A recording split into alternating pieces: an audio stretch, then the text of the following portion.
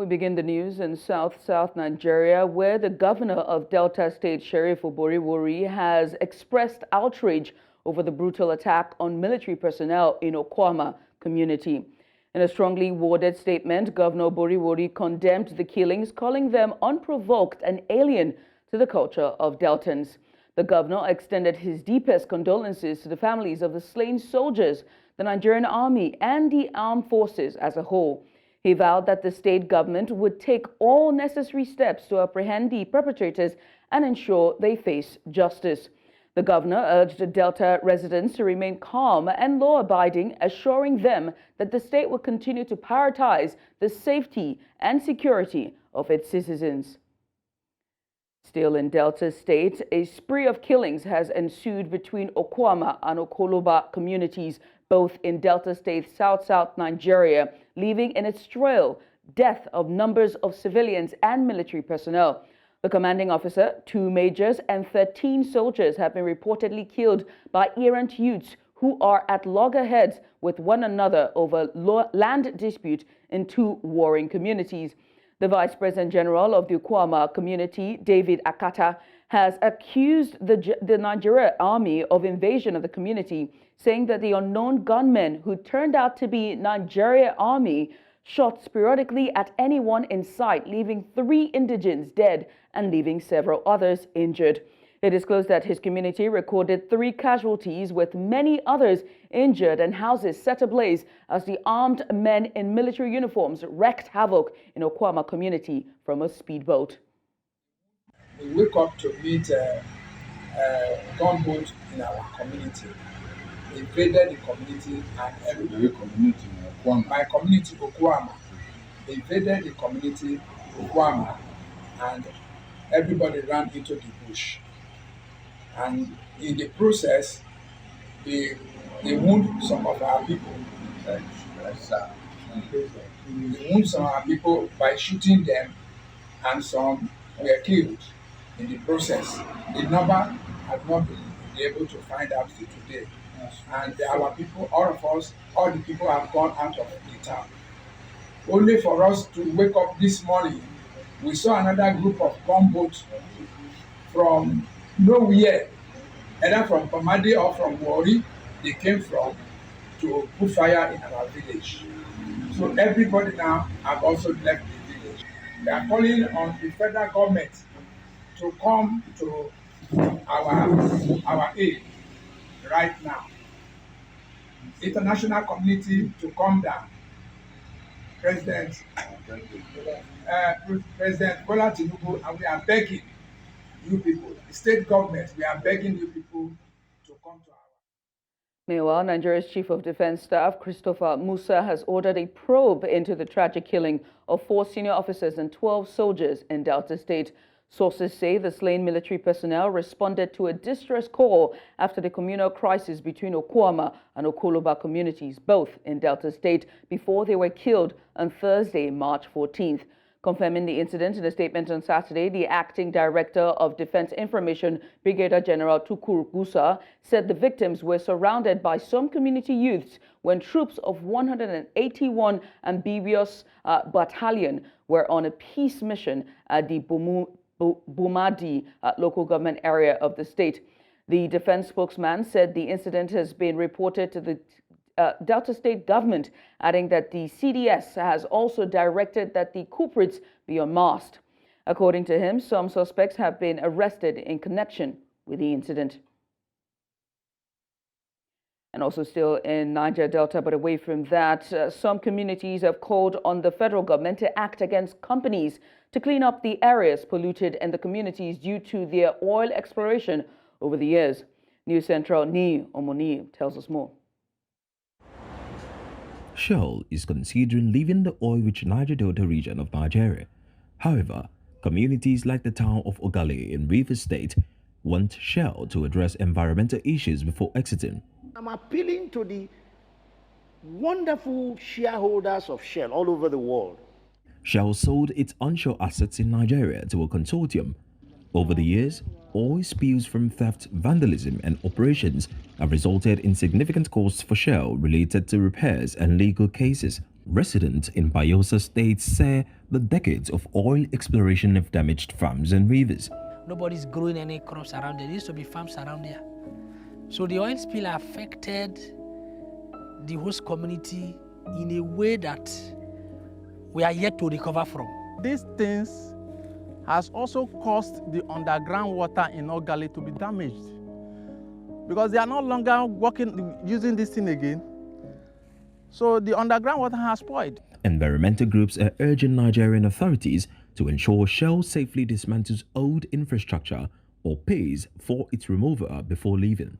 What Shell and ITO needs to do is to ensure that as they are divesting and the new owner is taking over, the issue of cleanup, remediation, and compensation, including pending court cases, are properly considered and addressed. This is not the first time an oil company is divesting its assets. Just so happens because it's SPDC and the legacy that they have left or they're leaving the Niger Delta is simply not good.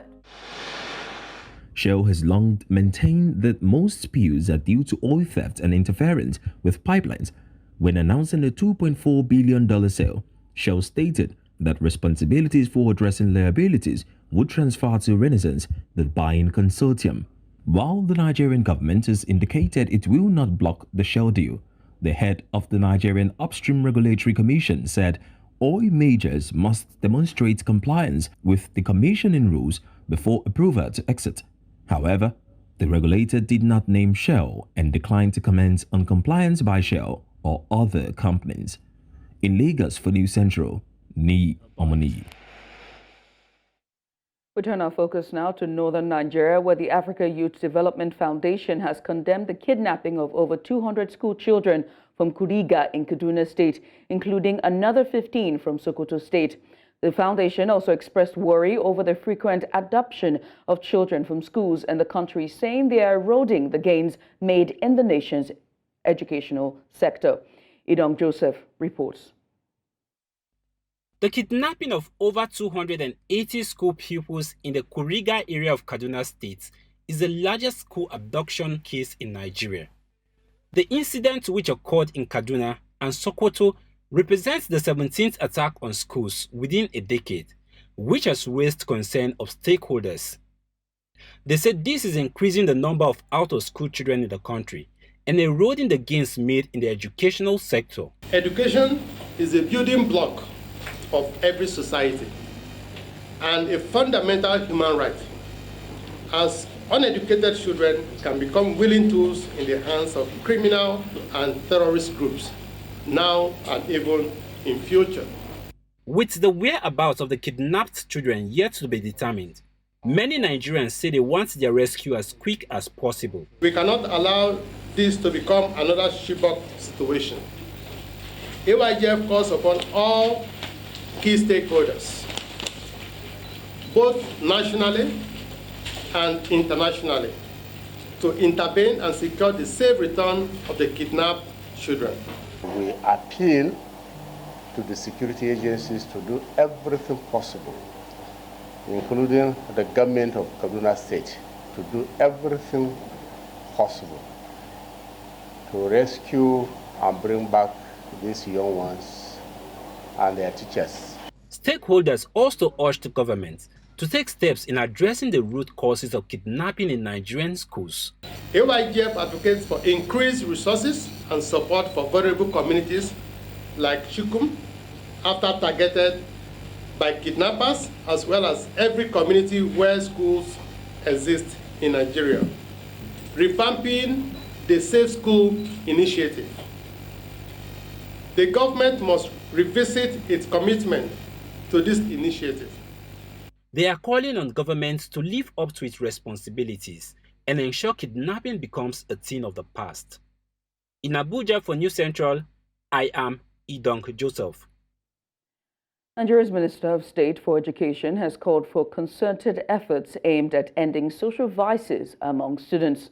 This was made during an inauguration of a special committee for the campaign against social vices in secondary schools and tertiary institutions across the country. Our correspondent, Idom Joseph, has this report.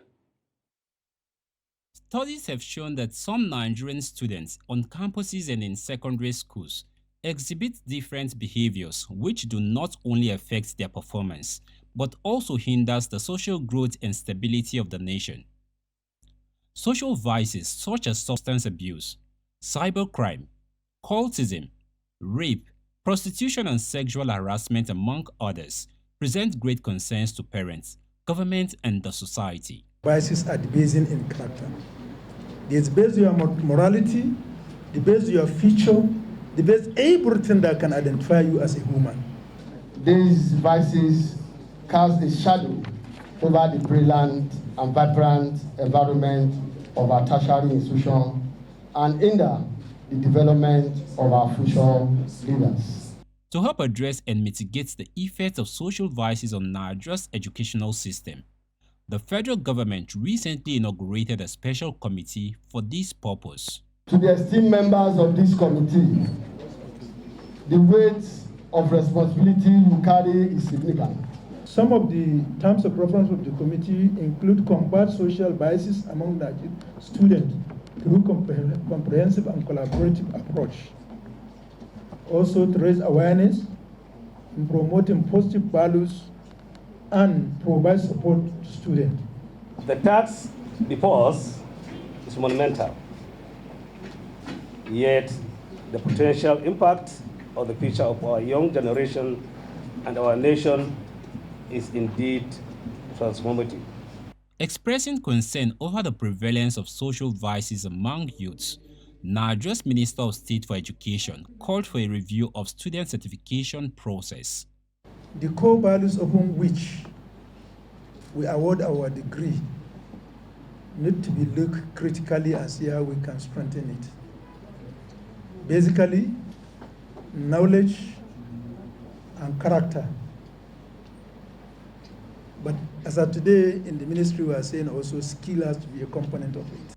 Advocates say while social vices threaten the moral fabric of the nation, they called for continuous efforts aimed at raising awareness on the dangers it poses to students. In Abuja for News Central, I am Idonk Joseph. And now we'll move to the eastern part of Nigeria, where illegal child abduction is a major social menace in Abia State. It is a development that poses a challenge to both security agencies and the government. In this report, News Center's Chinwe Ugeli takes a look at the menace of illegal adoption and the need to check it. Illegal child adoption is a thriving practice which involves supposedly orphanage homes harboring young teenage girls who got pregnant out of wedlock and seek protection outside their families. Upon delivery of the babies, the operators of some of these orphanages take them from their mothers and sell them to mystery buyers at the cost the parties agree on without the input of the biological mother, who ends up receiving a paltry sum from the deal. Section 126, subsection 1 of the Child Rights Act 2003 outlines the conditions and requirements potential parents must meet before approval can be given for adoption application. The age of the would-be parents, the consent or identification letters from the traditional ruler or local government chairman of the applicant, the sex and financial status of such a person must be tendered. Adoption is a process. It demands a lot from the would-be parents, what they would do for them to say, yes, we have legally adopted a son or a daughter. There are things we demand from them, which by our culture here, we like making some things quite secret. We don't want people to know that that baby I'm carrying, I'm not the biological mother or whatever. So you find out that they won't come out open to involve others. Why the ministry will want them to involve others. Abia State in 2006 domesticated the Child Rights Act, yet some citizens brazenly disregard its dictates and conduct adoptions as the normal buying and selling of commodities. In some cases, These orphanage homes are just fronts for baby factories. These homes are not registered with the ministry. They will put up a signboard claiming that they are part of the ministry, but most of them invariably are not part of the ministry, because you come to us here, you will not find them registered anywhere. And then some will be registered. You give them terms of reference, and they will operate outside those terms of reference that are given to them. Recently, the Abia State Police Command rescued some 16 teenage girls from such an outfit in Aba and arrested suspects. The Deputy Governor's wife, Chidera Emetu, visited the rescued victims at the Women Development Center, Umuahia, and Specialist Hospital, Amachara, on behalf of the Governor's wife, with the assurance to rehabilitate the girls. Governor Alex Oti will see to it, because this is not the first time something like this is happening. This is actually the second. And these particular suspects, the courts, they are going to have it hard and difficult, so that whoever is thinking of doing something like this again will think twice before executing such. I will be, if government can help me with some money, I'll use the money to find something and do for myself. I used to break kernel and go and sell in the market, and I will help myself for that. Anyone who wishes to adopt a child must do so within the ambit of the law of the state, as the only proof of adoption in Nigeria is a stamped or sealed certified true copy of a registered adoption. In Umuahia for News Central, Chinwe Ugele. You're watching news now on News Central TV. We'll take a short break. Stay with us. The Middle Belt patrons, a prominent advocacy group, has raised strong oppositions or objections to the federal government's recent proposal for state governors to allocate land for herders. In a statement released on Saturday, the group condemned the directive, expressing concern that it would worsen the already volatile security situation in the Middle Belt region. The Middle Belt has been plagued by violent clashes between farmers and herders, with some herder groups accused of affiliation with armed militias. The group fears that allocating more land for grazing could further inflame these tensions. The statement, signed by Director of Media and Strategic Communications, and that's Stephen Kefas, accuses the federal government of prioritizing herders' interest at the expense of indigenous populations. About 150 houses were destroyed by windstorms that ravaged residents of Jirag in Mayo Belwa local government community area of Adamawa State. According to the victims, the windstorm started at about 2 p.m. on Saturday, which culminated into rains which damaged rooftops and walls of blocks. A veterinarian student who lamented his ordeal said he was on his way to his usual evening exercise when he was called. While revealing the extent of the damage, the state lawmaker representing Nasarawa Jarang Biyari at the Adamawa House of Assembly, Babangida Junda, says his immediate task is to present the problem to his colleagues at the floor of the House of Assembly. The windstorm has ravaged the community. It's ravaged almost 150 houses. Livelihoods are destroyed, and houses are destroyed, and some people were injured. So in fact, it's a disaster. It's a disaster. There is no break. So it directly affects the distance. So I want to encourage the community. And honestly, I want to, as a matter of fact, meet with the ACRISCA.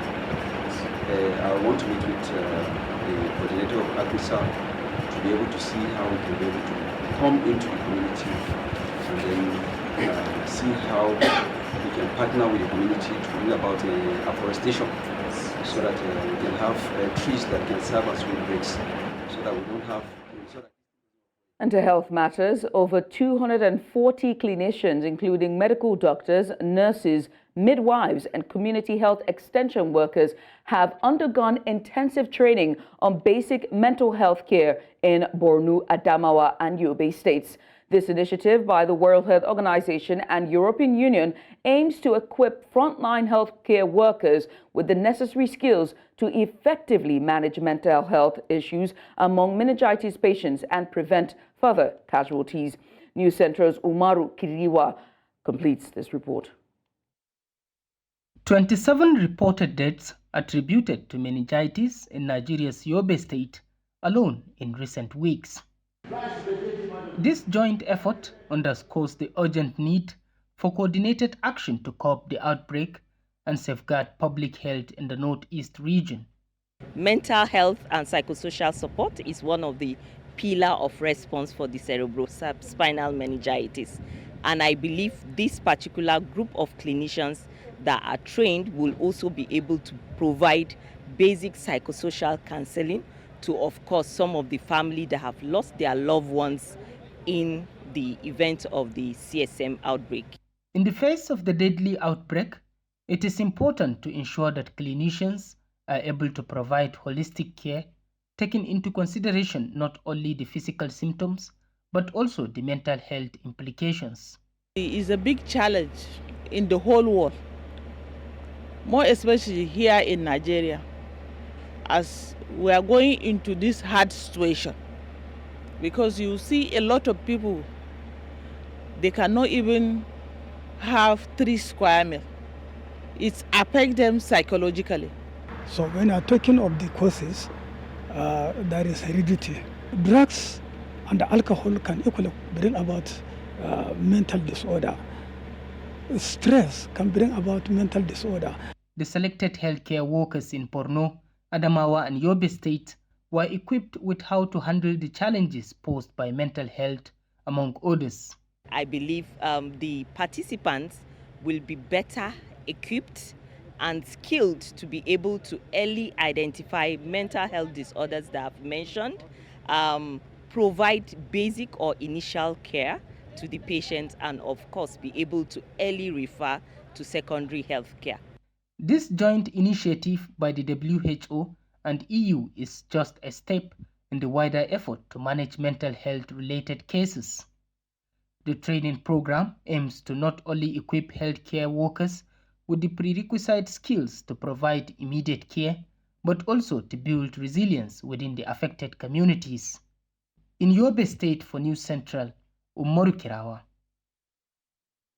Submarine cable company Main One says it may take up to 2 weeks to repair undersea cable cut, which disrupted internet services in Nigeria, Ghana, Cote d'Ivoire, Senegal, and other West African and East African countries since Thursday. The company said the cause of the network outage was as a result to a fault on the Main One network.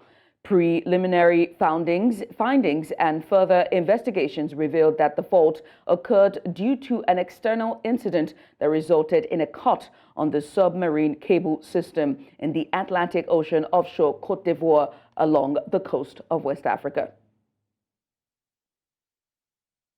And coming up, Senegal's opposition takes presidential campaign to the south. We have the details after the break. Join us again.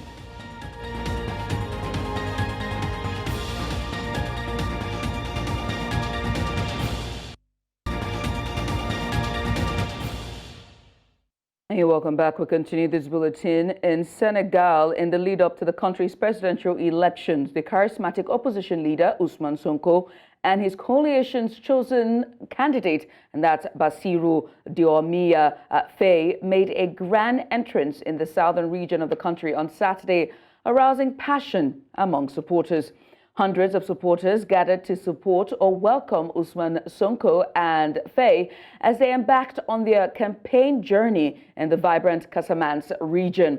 Sonko, who was barred from running himself, has put his support behind Faye, endorsing him as the flag bearer for their coalition in the upcoming elections. With less than 2 weeks remaining until the pivotal vote, the political landscape in Senegal grows increasingly charged.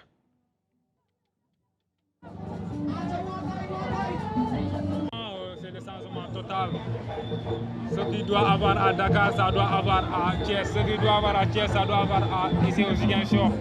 C'est ça qu'on veut. On veut tous les biens du Sénégal ce soir sera partagé par nous tous. Voilà. Mon rêve, c'est ça, d'aider les personnes.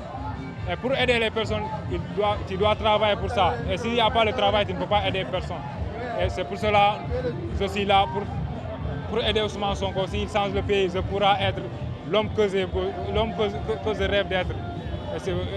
Dans notre pays, on a des richesses ici au Sénégal, mais le Sénégal, me semble qu'on ne bouge pas. C'est comme vous avez une voiture neuve et qui ne bouge pas. C'est ça. Je n'ai jamais eu une conviction envers un politicien à part Ousmane Sonko. Vraiment, je ne sais pas de quoi je vais vous expliquer comment j'ai eu la conviction envers cette leader. Injustement blessé? Ah, bien sûr. Bon, on le souhaite vraiment, mais on a confiance aussi. Voilà, qu'après Macky Sall, la Casamance va développer. Parce qu'on a tellement beaucoup de potentiel, mais par contre, tout n'est pas développé. Et aussi, ils n'ont pas mis ce qu'ils devaient mettre. Parce que la Casamance, c'est une vitrine du Sénégal.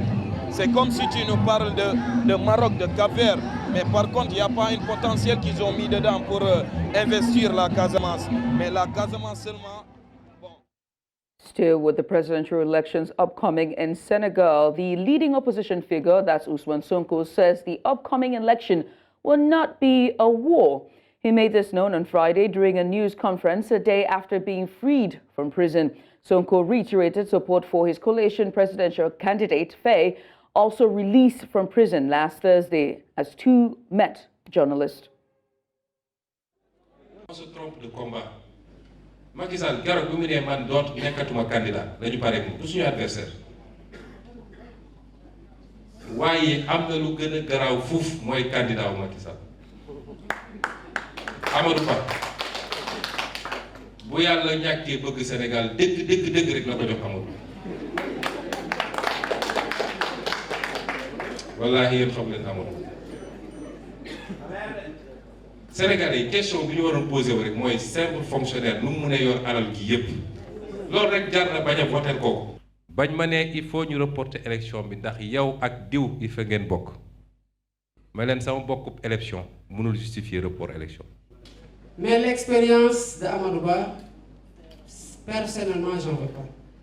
Je veux pas d'une expérience de violation des lois, d'une expertise en coup bas, d'une expérience dans les malversations, les détournements. J'en veux pas.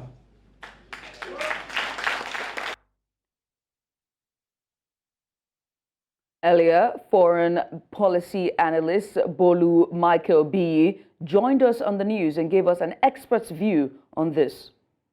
For justice was expected of anybody that has been to jail and is coming out and feels like he's been wrongfully jailed. But then when we look at it, the justice is talking about is what the supporters and everybody else, that empathizes with him has been clamoring for even while he was in jail. So I feel like, that being said, there probably wouldn't be any particular difference, from what we are seeing right now, whether I made the statement or not in terms of what the political situation is like right now in Senegal. What's important is for the government to ensure as much as possible that whatsoever is making the people or someone like Sonko to clamor for justice is legitimate and they are not acting arbitrarily. Nigeria's government has announced its decision to end a military cooperation agreement with the United States effectively immediately. Now, this comes just days after a high-level U.S. delegation visited the country in an attempt to rebuild relations with the ruling junta. The junta, which took power in a July 2023 coup, has been increasingly critical of Western influence and has shown interest in closer ties with Russia.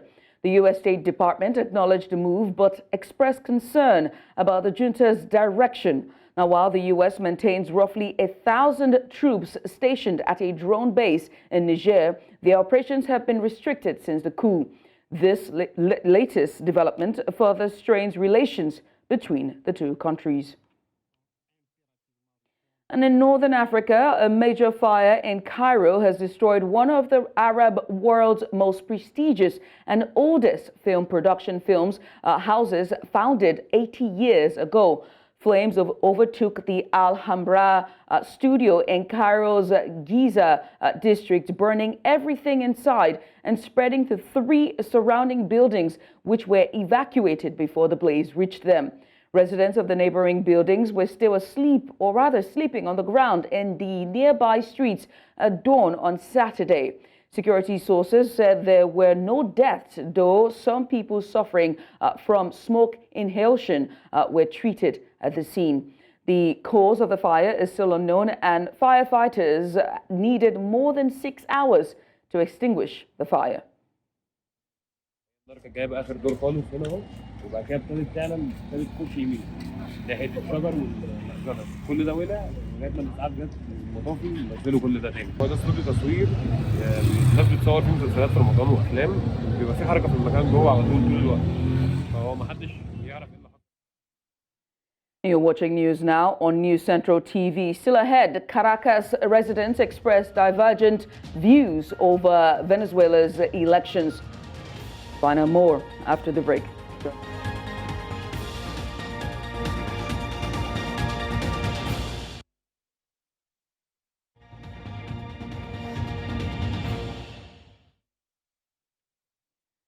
Still watching news now on News Central TV. Russian President Vladimir Putin is poised to extend nearly a quarter century of rule for 6 more years on Sunday after wrapping up an election that gave voters no real alternatives to an autocrat who has ruthlessly cracked down on dissent. The 3-day election that began Friday has taken place in a tightly controlled environment where no public criticism of Putin or his war in Ukraine is allowed. Putin's fiercest political foe, Alex Navalny, died in an Arctic prison last month, and other critics are either in jail or in exile. The 41-year-old Russian leader faces 3 token rivals from primarily friendly parties who have refrained from any criticism of his 24-year rule or his full-scale invasion of Ukraine 2 years ago. And ahead of Venezuelans' elections, residents of Caracas have expressed divided opinions regarding Venezuela's presidential elections.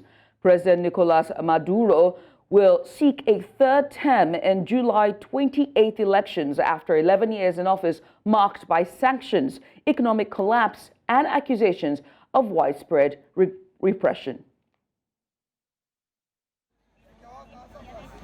El de ahorita no, porque ya llevan, qué sé yo, más de 10 años en el poder, no han hecho nada. Siguen igual, entonces necesitamos un cambio para lo mejor. Ya el tiempo que él tiene, ya tú mandas, tiene que darle chance a otro y que rinda las condiciones, ¿me entiendes? Porque lo que no hiciste en todos estos años no lo va a hacer ahora, ¿me entiendes? Pero, o sea, ya viendo hacia el pasado, por así decirlo, diría que va a ser lo mismo de siempre. O sea, otra vez vuelve a ganar el gobierno, vuelve a pasar lo mismo de todo el tiempo y seguimos en la misma. El partido y el Congreso del partido no ha anunciado, la decisión del Poder Popular, que no es otra que Nicolás para el 28 de julio, hermano. Más nada, por mayoría abrumadora. Esa es una realidad, voce. Y es una... Maduro le ha echado un camión. Maduro, a pesar de todo lo que nos ha pasado, las sanciones, del COVID, Maduro siempre estuvo ahí presente. Siempre ha estado ahí como un role. A pesar de que la gente no lo ve así, pero Maduro ha estado allí y sigue apoyándonos. Así la gente no lo vea. Él nos sigue apoyando. Y el acto de hoy fue demasiado hermoso. Y hoy... Colombians are divided over President Gustavo Petro's proposal to change the constitution after Congress refused to approve some of his ambitious reforms in a clash that has led to numerous protests. Some citizens believe the lawmakers are forcing him to toe this lane, while others believe that the constitution should not be changed. Entonces, yo creo que habría que llegar más bien a un acuerdo hablado con las personas también del Congreso que también pongan de su parte y entre ambos encontrar como un medio, un común acuerdo, porque si lo que se busca es modificar la Constitución, pues claramente no estaría bien. A eso lo obligaron a él lo obligaron a hacerlo como está proponiendo ahorita, aunque él había jurado que no, pero lo están obligando porque la gente pues de la ultraderecha está intentando hacer eso, en vez de ser inteligentes y trabajar de la mano para sacar todas las cosas buenísimas que ha hecho el gobierno de Petro, no lo quieren dejar trabajar, entonces pues... Ok, sí, claro, el Congreso no va a aprobar algo que a ellos no les convenga, pensaría yo. Y hay cosas que realmente hay que reformar en el país para limitar tanta corrupción, tantas cosas que han venido empobreciendo nuestro país. Entonces, sí hay que hacer cambios y sí sería bueno. Pasados. ¿Y qué va a pasar ahora? Que simplemente por una imponencia viene, coloca lo que le conviene y qué va a hacer de todos nosotros. And we turn our focus now to Iceland, where a state of emergency has been declared in the southern part of the country because of another volcanic eruption on the Reykjanes Peninsula, the fourth since December. It is thought to be the most powerful flare-up so far. Local media say lava has reached the eastern defenses around the evacuated town of Grindavik. People have also been moved from the nearby Blue Lagoon, one of Iceland's most popular tourist attractions. Iceland's airspace remains open, a giant lava spill in billowing smoke. Now, according to the country's civil defense service, the eruption began after 8 p.m. local time on Saturday between Hagafell and Stora Skofell, north of Grindavik. Now, this is a similar location to the eruption that began on 8th of December.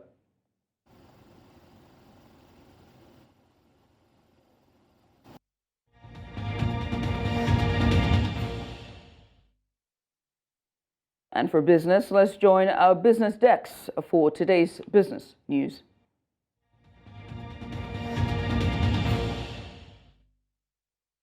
The Nigerian federal government's decision to halt the implementation of the expatriate employment levy has garnered commendation from prominent private sector advocacy groups, including the Manufacturers Association of Nigeria, the Lagos Chamber of Commerce and Industry, and the Center for the Promotion of Private Enterprises.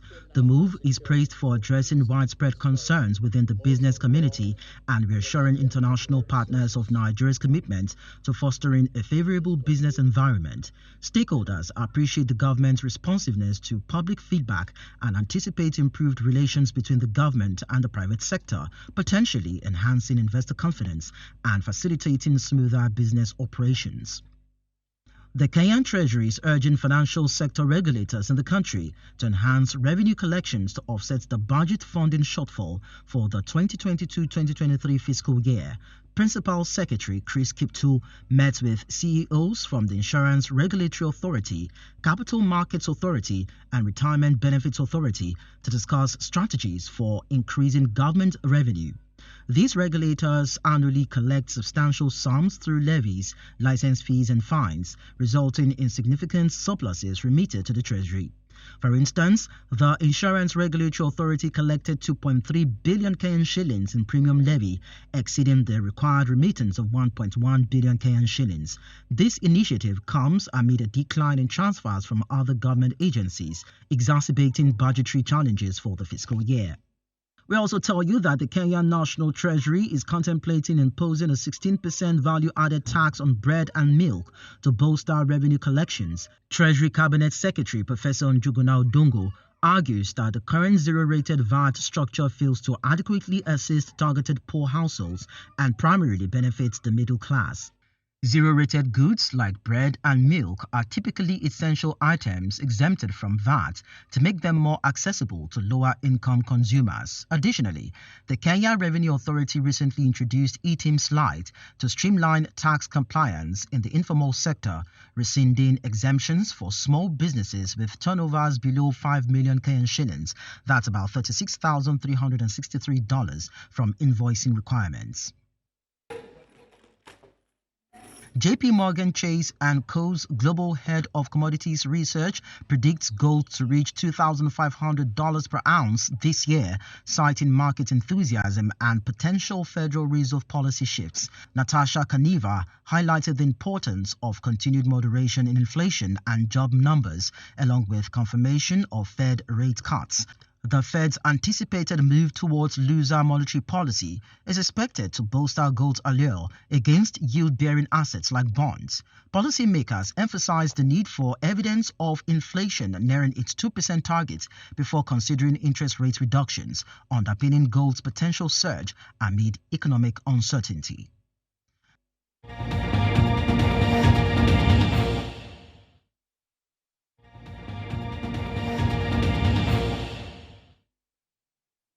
Cape Town Tigers defeated Petro de Luanda 82-72 to pick up their first victory in the Kalahari Conference of the Basketball Africa League in Pretoria on Saturday. Billy Preston scored a double-double, 20 points and 11 rebounds in front of a sold-out arena. Princeton made 4 assists, added 3 of 5 from behind the arc, and shot 75% from the free throw line for the Tigers. Sam Sile and Dylan Whitebird, as well as Carter Diarra, finished with double figures for the Tigers at the end of the game. Petro de Luanda finished the Kalahari Conference with a 2-2 record, while Cape Town Tigers will now play Fuse Rabat in the last game of the conference on Sunday. And on to football, where the Mauritania Football Association have confirmed the death of under-21 goalkeeper Mohamed Al-Muhtar on Saturday. Multiple reports had noted that Mohamed Al-Muhtar was involved in a violent collision with one of his teammates in training for his club AS Douanes. The 22-year-old suffered a concussion and was rushed to an intensive care unit where he passed away after falling into a coma. The tragic news resulted in the association cancelling the Mauritania Cup final between Douanes and Noa Dibois, which was set to take place on the same day. And on to the 13th African Cup Games, where Team Nigeria's medal haul at the 13th Africa Games continued in the arm wrestling event on Saturday, as Nigeria's Sarah Matthew won 2 gold medals in the left and right arm wrestling 70 kg class, while Olubisi Oyiwusi won gold in the women's 80 kg right arm wrestling, and Samuel Ifeanyi Nneke won 2 bronze medals in the left and right arm hand men's 85 kg arm wrestling. Now, the team Nigeria has now won a total of 13 medals in the arm wrestling's events, helping Nigeria maintain its position as second on the medal table with 27 gold medals, 21 silver medals, and 28 bronze medals, bringing the medal haul to 76. And on to Serie A, where Nigeria's Super Eagles goalkeeper Maduka Okoye has named Udine's Player of the Month of February.